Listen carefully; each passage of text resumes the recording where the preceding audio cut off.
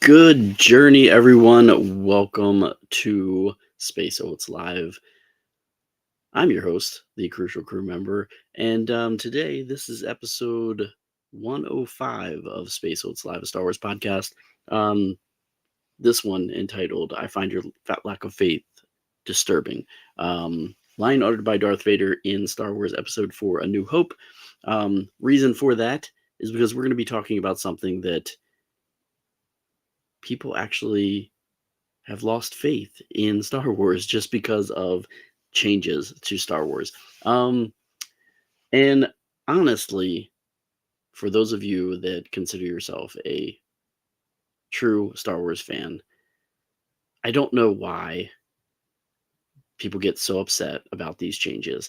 And yes, Star Wars, there was the ones we grew up with, we loved. I grew up with the originals. However, the changes, yeah, some of them may have been, tearing at our inner childhood as far as the things that we remembered and cherished growing up with these movies, but some of them weren't that bad, and honestly I think some of them have been amazing. So that's why I threw that question out there: what are some of the best and worst changes to the Star Wars films, as far as what you consider the best and worst? Maybe you don't think any of them are good. I would disagree. If you really do think about it, there's a lot of changes that I think, if we didn't have the Star Wars movies, are very, very dated if they weren't changed and updated, especially if it's just with the cleaning up of the films. That is a change to the films, people. So there are some good changes. There's some good changes and there's some bad changes. My bad changes are not really that much, but so we'll talk about that. We're going to explore um, that, as we do always every week on this podcast, Space Oats, a Star Wars podcast, because we want to really explore the pop culture of Star Wars and its cinema history and its characters and everything we love about it. And that's what we do here each and every week. And we dive into that. Today, we're going to do that deep dive into those Star Wars releases. And the reason for that is because today is a date in Star Wars history that is, or may have been, very dear to many hearts of Star Wars fans, because this may have been the first time that you ever saw Star Wars released in 1982. I think I got that date right. um, I believe it was 1982. 1982, yes, 1982, August the 13th. This very day, not long ago in this galaxy, back in 1982, Star Wars, the one and only original masterpiece. Now, we had The Empire Strikes Back out as well, but the original masterpiece, which was only entitled Star Wars at first, but then later getting retitled Star Wars Episode 4: A New Hope, made its triumphant return to the theaters. No changes to the film for this re-release, but it was the official fourth release. This was the fourth theatrical release, so it wasn't its first radio coming out here. 1977, released again a year later, and then also right before The Empire Strikes Back, and then now the summer before The Return of the Jedi. So this was the fourth theatrical run of Star Wars Episode 4: A New Hope. You'd think by then that people would have had their fill, but Star Wars was such a groundbreaking film, something that people had never really seen. The special effects, the music composed to it, everything was just so beautifully done that, again, Darth Vader might say, "I find your lack of faith disturbing." For those that thought maybe this was enough, there's no way that this is going to succeed in the theaters again. What an appropriate title, right? For the podcast for today, for that theatrical run, fourth time, and it wouldn't be its last, and we'll talk about that in a little bit. The office numbers from that re-release tell a story of a film with unparalleled staying power. Um, it played in 1,070 theaters across the U.S. its opening weekend of August the 13th, generated a jaw-dropping 3,766,803 on its opening weekend alone.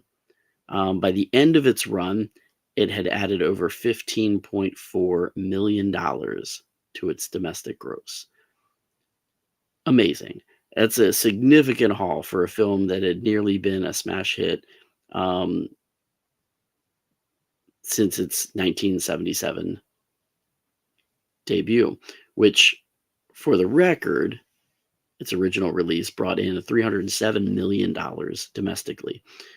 To put that into perspective, the film's original budget was just $11 million.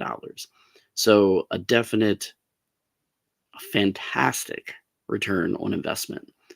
George Lucas knew what he was doing. He got it right, no matter how you slice it, obviously. The re-release game is nothing new for the Star Wars franchise. Just kind of going through a little bit of that re-release history. So again, 1977, its original theatrical release, May of 1977. There was actually 3 different versions released. There was a Dolby stereo mix, a 6-channel mix for 70 millimeter screens, and a mono mix print. All these 3 were created with significant differences. Notably, the mono mix featured several alternate and additional sound effects and different lines of dialogue.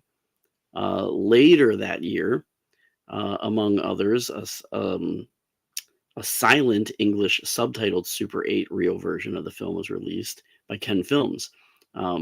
Interesting, silent film version of Star Wars, which never seen that one. And then in 1981, Star Wars was re-released with the addition of the subtitles Episode 4, A New Hope, added to the opening crawl. That's when that happened. And then we got the version that we're talking about today, which I did skip one version that happened basically on the 1 year later of Star Wars, was it being re-released in theaters. Then you had the 1981 ahead of 1981 after The Empire Strikes Back, and then in 82, a year later again, basically revisiting it before Return of the Jedi. In 1985 was the release of the Star Wars film in VHS, Laserdisc, and CED, which was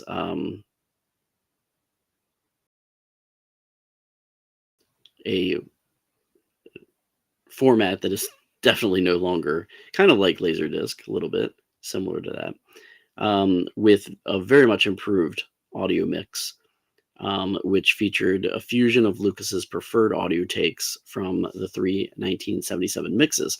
So he took those 3 that were originally the Dolby, the 6-channel, and the mono, and kind of used different audio mixes from each one, putting that in this feature on the home release.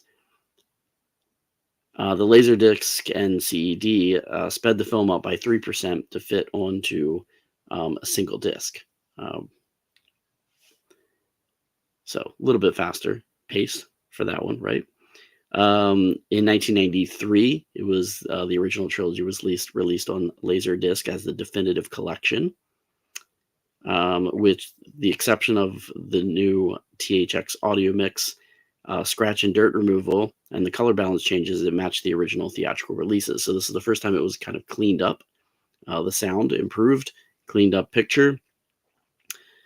And then 1995, the original trilogy being re-released on VHS with the THX audio, advertised as the final release of the theatrical versions. 97 was when we saw the special edition of the original trilogy released theatrically from January through March for the 20th anniversary of Star Wars. It featured significant changes. Again, we talked about this, which were intended to prove that Industrial Light and Magic could have effectively produced CGI visual effects for the prequel trilogy. So it was ramping up. We were getting new technology tested for new Star Wars. The special edition of A New Hope, the additional sound effects and lines of dialogue from the original mono mix print were carried over. And then we saw a long time of a little bit of a delay there until in 2004, September of 2004, the original trilogy was released on DVD. Further significant alterations were made, including replacing Latin script text with Arabic.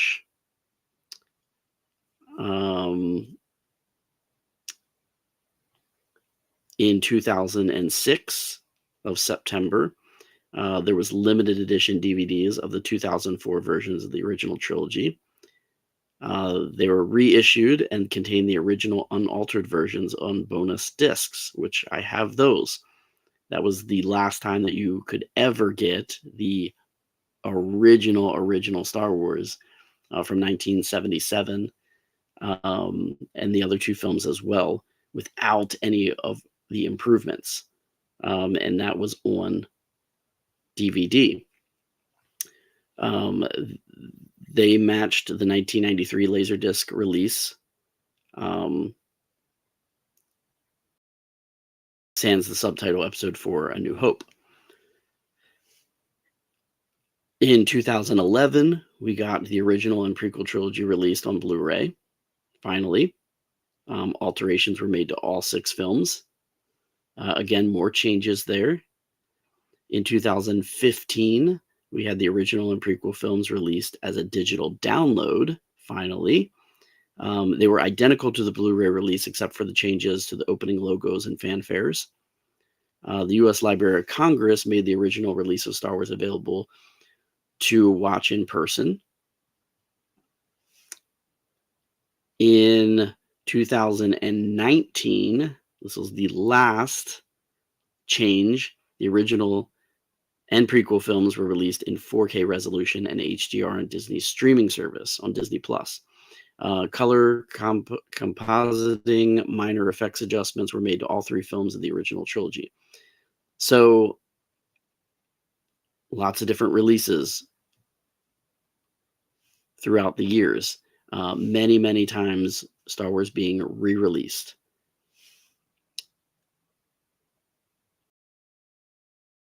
When we go back to 1997 with the release of Star Wars Special Edition to the theaters, that added another massive $138 million to the film's total. So pretty amazing, just racking it up. And then now, most recently, within the last week, we've gotten news that from the internet, from StarWars.com, and all over everywhere else, buzzing around like a cantina on a Friday night, Disney announced that for the 50th anniversary, 2027, Star Wars is coming back to theaters, and this will happen, mark your calendars, April the 30th, 2027. But before you get too excited, some of you who hated these changes, now we know we just had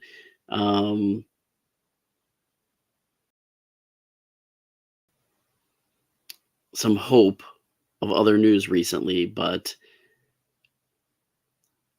the re-release that's happening for the 50th has a small detail that some fans are feeling a disturbance in the force. The version being re-released will not be the original 1977 theatrical cut, but the 1997 special editions. There was a recent screening which got people very hopeful at the British Film Institute, which gave fans a flicker of hope because they got the original release. But it looks like for now we'll have to stick with the revised versions. Sorry, all you people that cannot stand the changes to the films. But I guarantee you, most of them will still go and see it in the theater. I guarantee you. Um,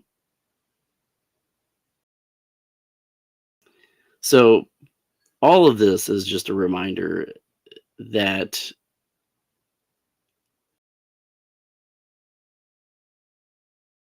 these films this franchise has really impacted cinema as a whole. In fact, if you look at all the all-time box office charts, multiple Star Wars films are scouted throughout the top ranks. A New Hope sits at number 27. Still pretty amazing for a film that came out in 1977. It's still in the top 50. The most recent entries, like The Force Awakens and The Last Jedi, are at the very top. The Force Awakens is the number one still domestic box office chart topper, just shy of $1 billion. Cannot believe that. We're wondering like what film is going to hit $1 billion. When is that going to happen? What film is that going to be? What is it going to be about? What franchise? What is going to make that cut? That's just going to be very interesting to see when that happens and who it is that does it. But it's a testament to the fact that this cinematic universe of Star Wars truly has stood the test of time. Again, a lot of critics of The Force Awakens, and it is the number one domestic box office film of all time. So while we wait for 2027's re-release, let's just really take a minute and appreciate the enduring legacy of this film and its ability to consistently draw new and old fans back to the screen. And one of the ways it does that is by changes, re-releases, changes. And that's why I think it just should be embraced. Change shouldn't be bad, in my opinion. In a lot of people's opinion, change shouldn't be bad. George Lucas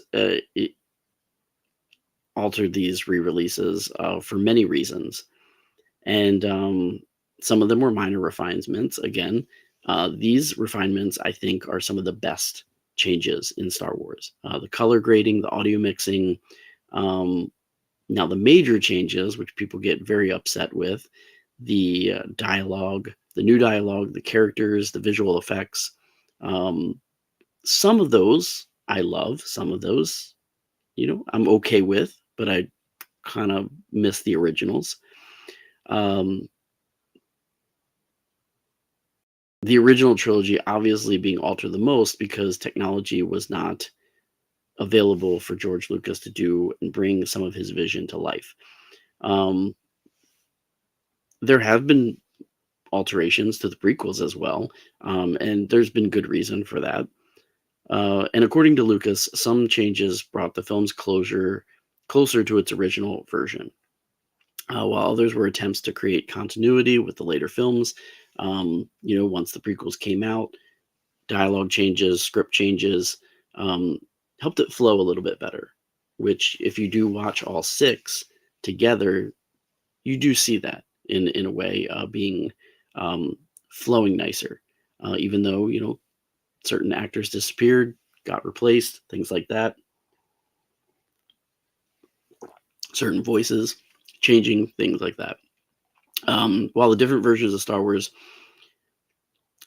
have existed throughout this, the first major change, obviously, the special editions. The special editions really got us all excited, going to go back and see these in the theaters in the 3-month period that they were released.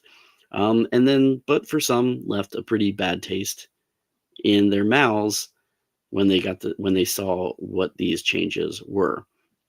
This was supposed to be a celebration, 20 years of Star Wars, and George Lucas was messing with childhoods and my childhood as well. But I embraced a lot of these changes.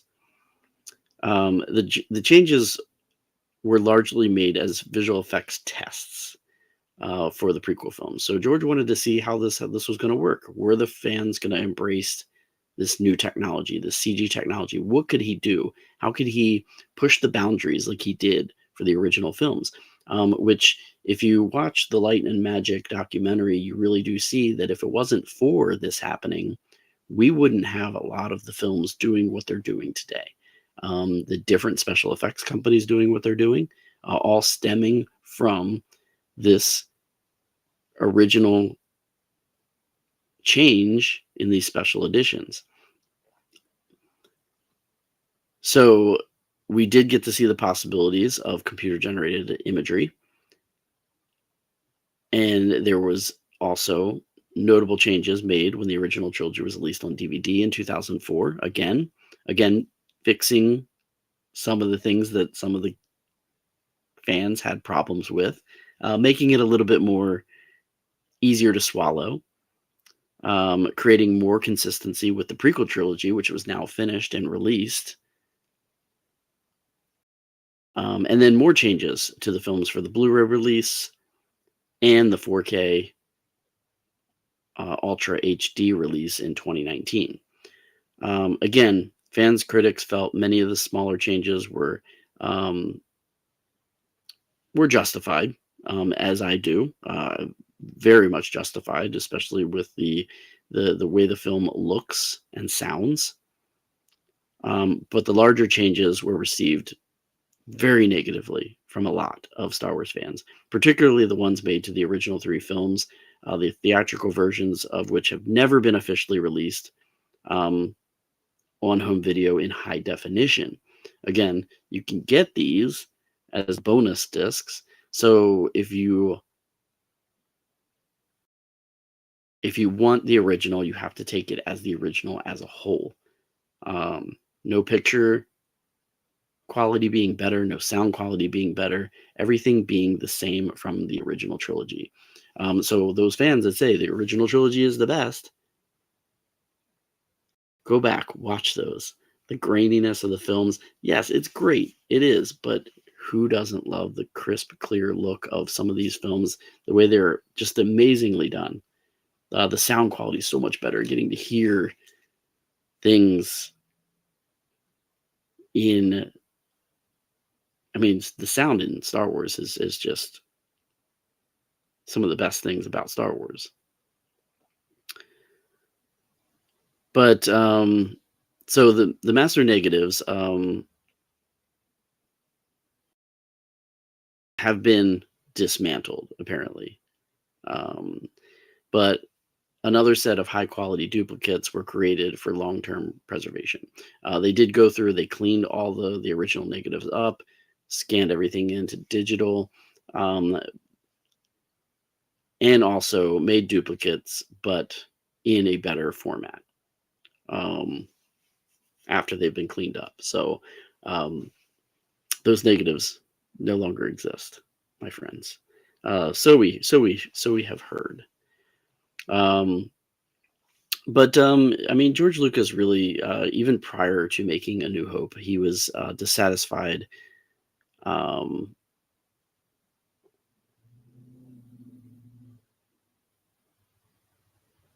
with changes made to his previous films by the studios that produced them. THX 1138 had 5 minutes removed by Warner Brothers. American Graffiti had several minutes removed by Universal Pictures. So when A New Hope was successful, George went back and he fixed his films that he previously had done as well. Now that he had the money, he could do that. His original version of THX 1138 was theatrically released in 1977. The original version of American Graffiti was released in 1978. It was also further altered for the 1998 DVD release with a CGI modification to the opening shot. In 2004, Lucas supervised the director's cut of THX 1138, which included new special effects. And Lucas spoke before the U.S. House of Representatives in 1988 in support of legislation that would discourage studios from altering films without the consent of the creators of those films. So, he really does support movie making and how it's meant to be, and not these studios and their ability to control what they think we should be able to see. I'm going to read the statement from George Lucas, at least a partial statement from that. He said, "People who alter or destroy works of art and our cultural heritage for profit or as an exercise of power are barbarians. Today, engineers with their computers can add or subtract material to the philosophical taste of the copyright holder. Tomorrow, more advanced technology will be able to replace actors with fresher faces or alter dialogue. Attention should be paid to the interest of those who are yet unborn, who should be able to see the past generation as it saw itself and how it worked with the mediums that were available to it." Yet, he changed a lot of his films. But as the creator, he wanted his vision to be on screen for generations to come. So, again, we've gone through some of the Star Wars changes. The Empire Strikes Back, which came out in 1980, after its initial opening, but before its wide release, Lucas actually extended the end sequence. And there was a 70 millimeter print of the film, which differed from the more widely distributed 35 millimeter print in takes of dialogue, visual and sound effects, shot choices, transitions between shots. But none of these changes appeared in the later releases, with the exception of one dialogue change. In 1983, we had Return of the Jedi released. So, and then, of course, with all the releases of the trilogy, we saw changes to all those films as well. 1999 was the release of Episode 1, The Phantom Menace. In 2001, The Phantom Menace was released on DVD, which featured a slightly extended cut from the theatrical release. I totally remember this because the pod race scene definitely extended. In 2002, Attack of the Clones was released, and there was a version made for digital projection theaters, which included a few special effects that were not ready for the initial wide release. The DVD ended up featuring the digital version with some extended lines of dialogue.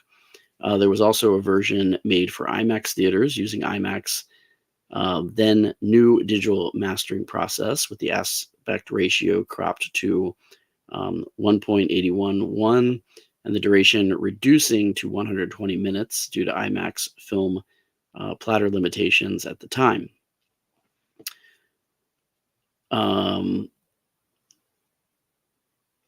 In 2005, we had Episode 3, Revenge of the Sith, and the DVD release featured minor editing changes.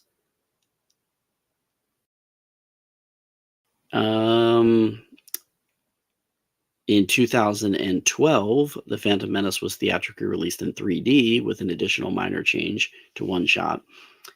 The films subsequently were supposed to be all released in 3D, but that was abandoned because of the response to that release as it came out in the theaters. So, what are some of the changes that have been made that you love, and which ones do you hate or dislike? So, I think some of the best changes or at least one of the best changes, was one of the first changes. That being obviously something that needed to be done now that we knew that Star Wars was successful, and that was the subtitle Episode 4: A New Hope being retroactively added to the opening crawl for the theatrical re-release um, of Star Wars, the second release on April 10th, 1981. And that was to align with the next film, Episode 5, The Empire Strikes Back. A lot of the different re-recordings on Tatooine. Tatooine has had a lot of changes over the time. Aunt Beru's dialogue was re-recorded with a different actress for the 1977 mono release.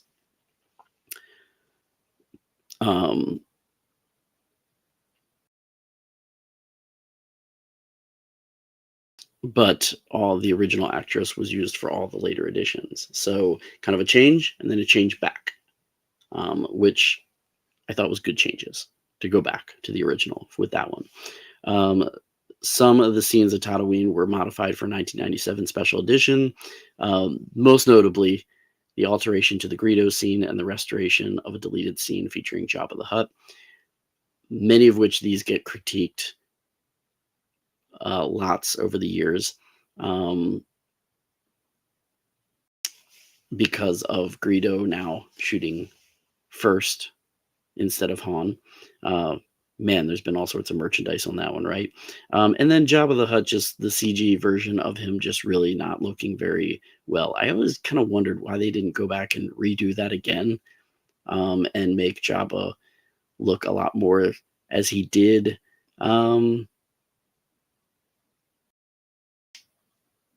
Just as we kind of just like a better version of the CG. They I think they could do that, but I just don't know why they don't. During the Empire's search for the droids, there was 2 newly filmed shots of the stormtroopers and CGI dewback lizards being added in. I think this was a really good change. It worked out very well. It looks really good and clean. Anatomy of a dewback, which is a little doc that you can find on the Disney Plus under the extras, which kind of tells that story. And I think they did a great, fantastic job in that change. This was to illustrate the extent of the Empire's search because, Vader says, send a detachment down. And then, in the original, you just see like 2 or 3 stormtroopers, not really like a detachment. In the newer version, you see the transport shuttles flying away, all sorts of just more troopers on that ground search, which really gives it a little bit more sense of urgency. People gave some really horrible criticism with that one, saying that the stormtroopers were just looked like they were wandering around aimlessly. You know what? It really was just horrible. Some of the things that the backlash that we got. The sound that Obi-Wan Kenobi made to scare off the Tusken Raiders was changed for the 2004 DVD release, and then again for the 2011 Blu-ray release. I think that was a good change. It made it just the Crate Dragon sound just sounded more horrific in the later releases. So I thought that was a good change. The scene in which R2 hides in the cave, rocks were inserted in front of the cave for the Blu-ray release. A change that I thought just, it was one of those minor changes that you could tell happened. I don't think it really needed to be done, but it doesn't alter it and take away from the story. Other alterations introduced various releases, including a CGI replacement of the Jawa Sandcrawler, which you pretty much can't even notice, honestly. The replacement of an external shot of Obi-Wan's hut with a new angle showing Luke Skywalker's parked land speeder. I thought that was a good addition. Color continuity changes involving the binary sunset, which you wouldn't even have noticed, but I think, looks beautiful. Can't even tell. The shadow of the land speeder was redone in one shot. Again, continuity looking, changing it to make it look right. Again, these changes are really good. Creatures, robots, ships added to Mos Eisley, which a lot of people did not like, including elements created for the Shadows of the Empire multimedia campaign. You do see the Outrider, I think it was the Outrider ship, flying away from Mos Eisley. Some of the aliens in the cantina were replaced with new CGI characters, some of which are good, some of which people got upset with some of the taking away of some of them. The shot of the Millennium Falcon fighting its way out of Mos Eisley was added, which is a great shot of the Millennium Falcon, honestly. Beautifully done, that CG work for the ship. Going back to Greedo, the Han Solo being cornered in the cantina. Originally, Han shooting first, killing Greedo. 1997, the change to that with Greedo shooting first and missing, and Han's head digitally pivoting away. That little movement. The scene again changed for the 2004 DVD. So it looked like that Han and Greedo shot at the same time, kind of taking away from the fans, critiquing that Han shot first. Well, now Greedo didn't shoot first. It was more of a simultaneous draw. And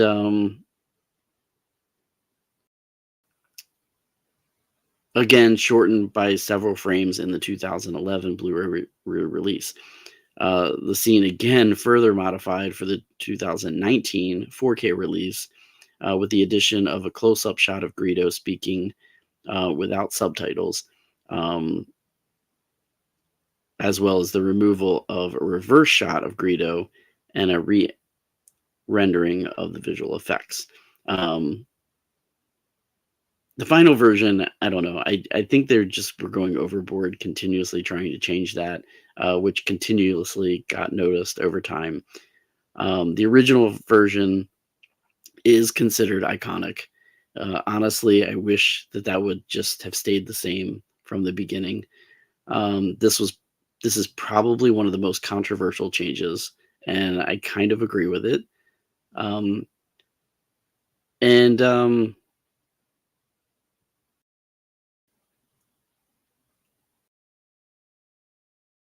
It's just because it alters Han's moral ambiguity, which is his fundamental character, being the case. Lucas stated that he always intended for Greedo to shoot first. Of course he would say that, right? In 2015, a copy of the early draft of Star Wars screenplay was discovered in the archives of the University of New Brunswick Library, and in the script, dated March 15th, 1976, only Han shoots. So, don't know when George originally intended Greedo to shoot first, but ever since before the movie came out, a year before, Han shot first. Greedo's actor Paul Blake also claimed that in his shooting script, Han fired the only shot. Lucas explained that he wanted Han to be a John Wayne type character who allowed his enemy to have the first shot before retaliating. He claimed the original version of the scene portrayed Han as a cold-blooded killer. Matt Blum claimed that Han shot in self-defense, and that it is therefore inaccurate to call him a cold-blooded killer. He was going to get shot at. He just preemptively took the first step. The Jabba the Hutt scene. The original script for Star Wars included a scene with Han and Jabba in Mos Eisley Docking Bay. And the scene was filmed by a second unit with Declan Mulholland wearing a furry vest as a stand-in for Jabba. Lucas always intended to replace Mulholland in post-production with a stop-motion character, but many time limitations and budget constraints caused that entire scene to be cut. So in 1997, George wanted to revisit this and reinserted this scene with a CGI Jabba replacing Mulholland. This was going to be an early example of fully CGI speaking characters in a film, which we know that ended up being a test for Jar Jar Binks, which would be the first CGI character to be in a entire film speaking character 2 years um, later, which would be a combination, Jar Jar being CGI and motion capture. Uh, to explain Jabba's mobility despite his slug-like form, artist Claudia Mullally conceived of repulsor lifts, um, one of which he sits upright in, but this concept was dropped. We've seen that a little bit later in The Mandalorian with the Book of Boba Fett, where we see the Hutt twins on the repulsor lift stand as they're going through the streets of Tatooine. I forget which city it is there. The original footage, Harrison Ford walking through the area where Jabba's tail would be. So as a workaround, Han was digitally moved to appear as if he was stepping on Jabba's tail. One of the sillier moments of that scene, because Jabba is squealing as a result of that.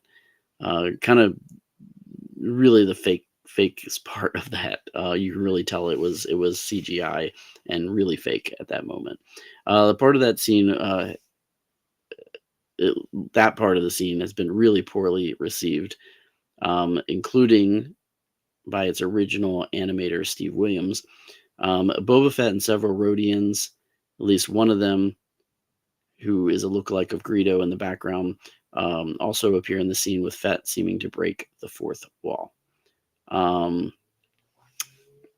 The insertion of that scene was criticized for being superfluous, slowing down the pace of the narrative. Critics claim that it undermined the introduction of both Millennium Falcon and Jabba, portrayed via massive and costly puppet in Return of the Jedi. So, it just really just played that down as, eh. The 1997 CGI Jabba has been described as atrocious, which I totally agree. I wish they would redo it. For the 2004 DVD release, was replaced with a higher resolution model resembling the one in The Phantom Menace. Still not up to par what I feel it should be. The 2004 DVD audio commentary for A New Hope, Lucas said that while he did not mind cutting the scene when he was not sure if he could make sequels, he reintroduced it because Jabba is important to Han's larger story arc. It has been improved, but only in a way that nausea is an improvement over vomit, has been one quote. Love that. Luke's lightsaber. During the training scene aboard the Millennium Falcon, Luke's lightsaber, which in some releases had erroneously appeared green, was corrected to blue in the 2011 release. Good change, right? The Death Star for the special edition, a scene of Han chasing a squad of stormtroopers on the Death Star was altered to replace several stormtroopers at the end of the corridor with dozens in formation, as well as TIE fighters in the hangar bay there. I love that change. It just brings so much more impact to that end of that hallway run. But of course, criticism for that change being too much, making Han's shooting back at them less believable. I thought it was great. Anyway, I mean, they wouldn't have had time to really react. Can you believe it? Anyway, some called the updated version utterly ridiculous, but much funnier, which it is definitely much funnier. Another shot of a stormtrooper hitting his head on a door had a sound effect added in 2004, making it seem like a goof was intentional. That one's hardly even noticeable, honestly. The original version, Obi-Wan and Darth Vader's duel, Obi-Wan's saber appeared to short out when it was towards the camera, which was the result of in-camera effects failing to account for the viewing angle. So a glow was added in 2004 and a fully finished blade was added in 2019. Also in 2019, Obi-Wan's lightsaber was adjusted to appear consistently blue, and the flash effects of the lightsabers clashing was redone. Very much well done, that battle scene. Both the explosions of Alderaan and the Death Star had shockwaves added to them, starting with the 1997 edition. Um, I liked that change. The special edition of A New Hope incorporated a deleted scene on Yavin 4 in which Luke is briefly reunited with his childhood friend Biggs Darklighter. This was felt by some to strengthen the relationship with the character during the cinematic Death Star attack run. I thought it was great. That edition. The scene also included the appearance of Red X-Wing Squadron leader Garvin Dreis. And that edition really pleased the actor Drew Hentley, although his credit remained not corrected. The original film included a two-shot sequence of X-Wing starfighters flying past Yavin toward the Death Star, showing the fighters from behind, then the front. The 1997 edition, they were replaced with a 180-degree turn of CGI X-Wings seen at the front and then the back. I thought this was beautifully done. And the addition of the moon, Yavin 4 in the background places it very clearly in range of the Death Star from the beginning of the battle, which was a little bit of a slip up. Additionally, engine sounds were added to the battle scene, which make parts of the musical score difficult to hear, which is unfortunate, but not too noticeably with that. So those were some of the changes to A New Hope. I think were some of the biggest changes made. Lots and lots of other changes have been made to the films. Again, certain changes have been really. There's been a lot of displeasure. Again, the Greedo shooting first, especially criticized for playing tricks with the viewers' minds and memories. The restored Java scene. Again, those two being some of the ones that mostly being criticized. But again, a lot of the smaller changes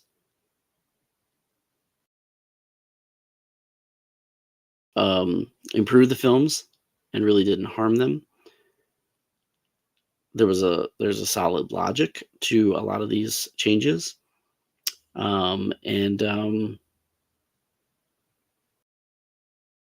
Overall, I think I'm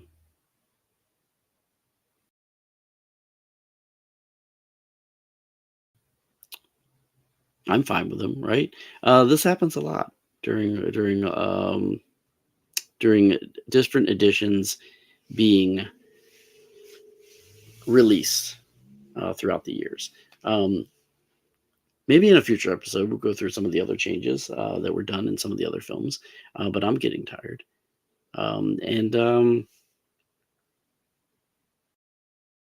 I think that was a good deep dive into some of the releases of Star Wars for this evening.